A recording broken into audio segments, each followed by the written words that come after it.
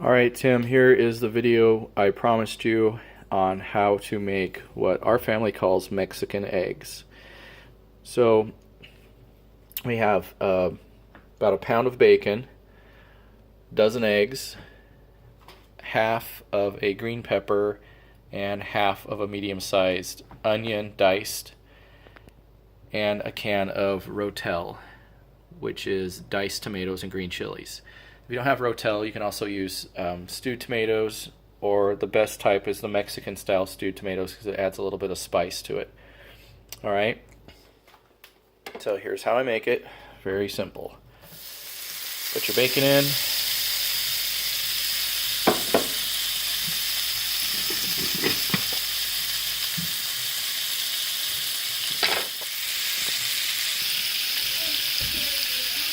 Now I'm just going to cook the bacon down, and then after a bit I'm going to add the green peppers and onions.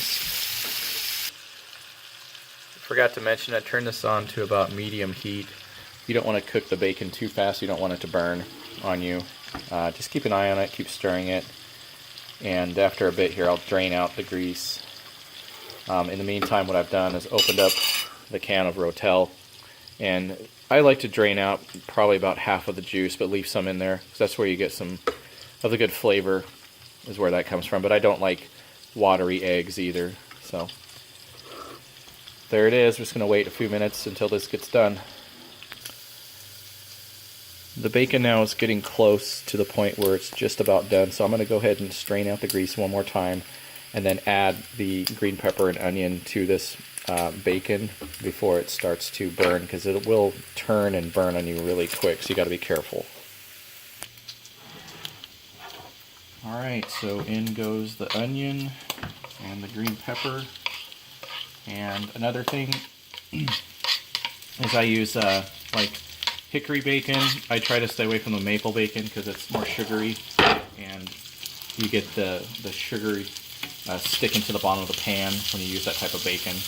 So we'll go ahead and cook this up till the onion and green pepper gets translucent, and then after that we will add the eggs.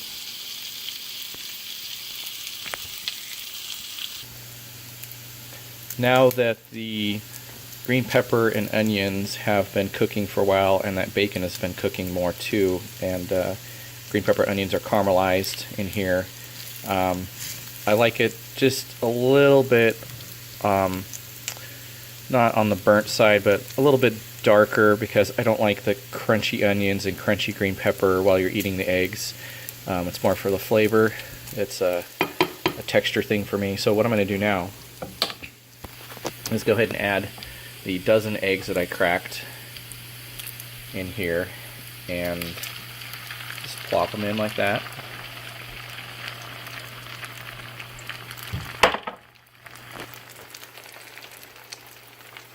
And now I'm just going to break all the yolks, and then just give it a good stir. Turn my burner down here, because now we're just trying to cook the eggs. So turn it to about low, medium low, and now we're just trying to cook the eggs and stir it just gently, like so. And also in this here, I don't really like to salt stuff too much, because there's salt in the bacon, but I think it won't hurt it if I just add a little bit of salt and a little bit of pepper in here. And I can't open up my pepper mill, so I'll just use regular pepper. Just give it a good shake all around.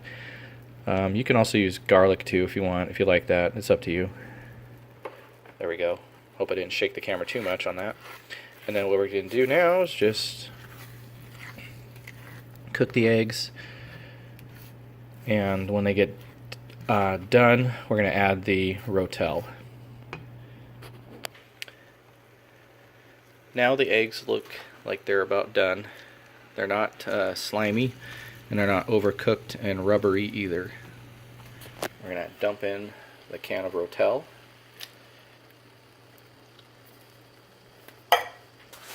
And give that a good stir.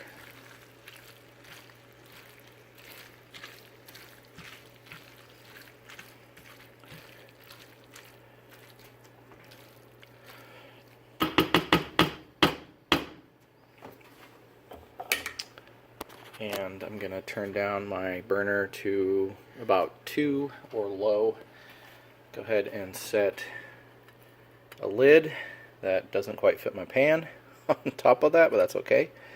And just let that set while I heat up some tortillas.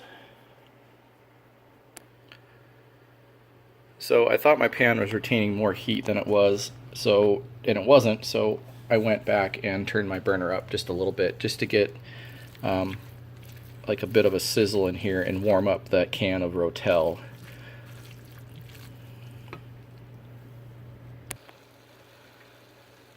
There's really no set amount of time you need to cook this after you put the Rotel in. I just like to cook it and get it warmed up and get the flavors of the tomato in with the egg mixture. And looks like we're pretty much done now.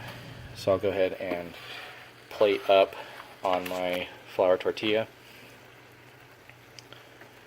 and just make myself a breakfast burrito.